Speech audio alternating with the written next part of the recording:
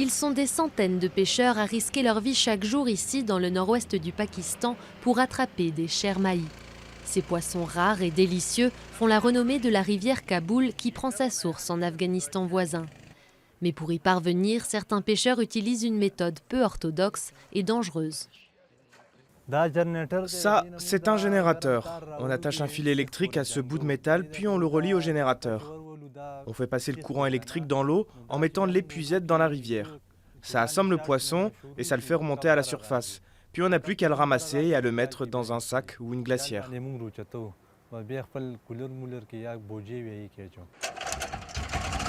Abbas Khan pêche comme ça depuis des années, malgré les risques. Certains de ses amis sont morts, électrocutés.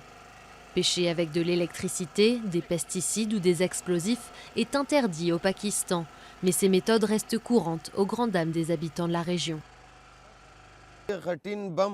L'utilisation de dynamite, de générateurs ou de produits chimiques toxiques est non seulement un crime, mais c'est aussi dangereux pour la santé et cela peut entraîner des maladies. On demande au gouvernement de l'interdire complètement.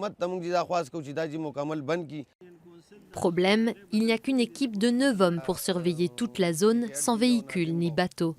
Ils ont réussi à lancer des poursuites contre plus de 60 braconneurs et à confisquer 23 générateurs, mais aucune affaire n'a encore abouti. En attendant, ce sont les pêcheurs traditionnels qui paient le prix fort. La population de poissons a diminué et la raison principale, c'est l'augmentation de la pêche.